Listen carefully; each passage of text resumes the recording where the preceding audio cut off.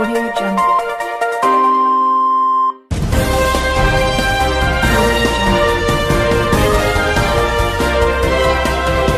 नमस्कार दोस्तों, मैं ए के बिंदुसार, संस्थापक भारतीय मीडिया फाउंडेशन। लगातार पत्रकार और सामाजिक कार्यकर्ताओं से जुड़े हुए लोगों के ज्वलन समस्याओं को लेकर के आपके बीच में लगातार मैं बना हुआ हूँ।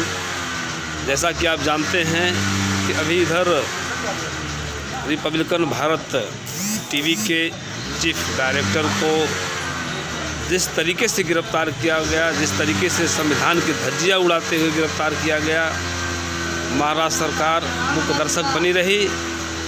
ऐसा लगता है कि जैसे महाराष्ट्र सरकार लोकतंत्र के चौथे स्तंभ मीडिया पर प्रहार करने का ठेका ले रहा है। चौथे स्तंभ मीडिया के अभिव्यक्ति को समाप्त करने का ठेका ले रखा है। इसलिए लगातार महाराष्ट्र में ही इस तरह की घटनाएं घट रही है। जो पत्रकार या सामाजिक कार्यकर्ता भ्रष्टाचार के खिलाफ लड़ रहे हैं, उनके आवाज़ को दबाने का लगातार ये प्रयास चल रहा है।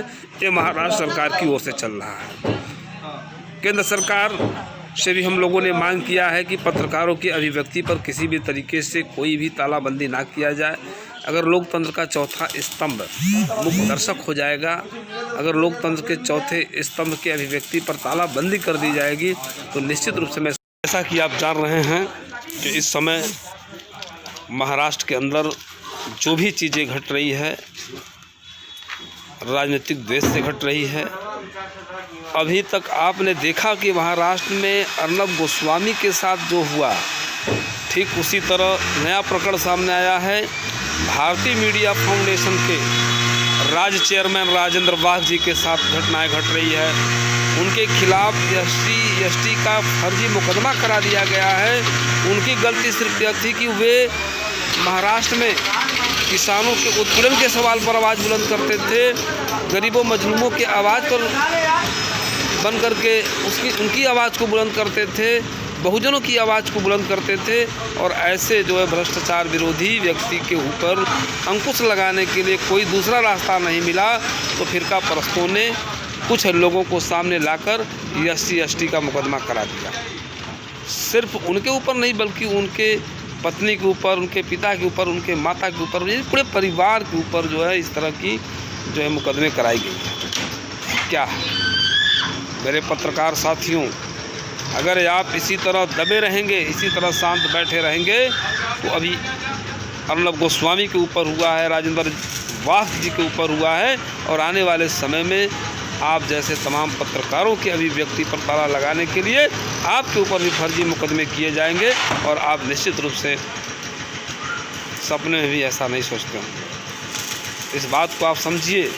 भारतीय मीडिया फाउंडेशन ने पत्रकारों और सामाजिक कार्यकर्ताओं के हितों की लड़ाई को जो लड़ने का संकल्प लिया है, आप संगठन के साथ जुड़े हैं, आप पत्रकार हैं, आप सोशल वर्कर हैं, वो आपको सड़क पर आना होगा, सड़क पर उतर करके अपने अधिकार और सम्मान की बात करनी होगी। मैं भारत सरकार से मांग करता हूं कि महाराष्ट्र में जिस तरीके से कानून की धज्जियां उड़ाते हुए अर्नब गोस्वामी को गिरफ्तार किया गया है, इस पर ज़रूर केंद्र सरकार हस्तक्षेप करे, ज़रूर अपनी बात को रखें। और दूसरी ओर नासिक ज़िले में जिस तरह से भारतीय मीडिया फाउंडेशन के राज्य चेयरमैन राजेंद्र वाघ जी के ऊपर फर्जी मुकदमे करके उनके पूरे परिवार को फंसाने की कोशिश की जा रही है, तो ऐसे स्थिति में मैं केंद्र सरकार से मैं मांग करता हूं कि उपयुक्त बिंदुओं पर ध्यान दें और पक्ष और विपक्ष दोनों का नार्को टेस्ट करा करके इस बात को सामने लाएं कि गलती किसकी है, इसमें दोषी कौन है। मैं भारतीय मीडिया फाउंडेशन के तमाम पदाधिकारियों से भी अपील करूंगा कि आप अविलंब इस पर विचार करें और इस लड़ाई को आगे कैसे लड़ना है, आपको पत्रकारों के सम्मान में कैसे आगे कार्य करना है, इस पर आप विचार करें। मेरा तो पूरा यह निर्देश है आप लोगों को है कि अब आपको घर में शांत नहीं बैठना है। अब आप अपने पत्रकार भाइयों के ऊपर हो रहे अत्याचार के खिलाफ सड़कों पर उतर जाना है। अंत में मैं यही आपसे अपील करूंगा कि आप अपने तमाम साथियों को सूचित करें और इस जो है पत्रकारिता की अभिव्यक्ति की आज़ादी के महाजंग में अपना पूर्ण सहयोग प्रदान करें। Audio Jungle.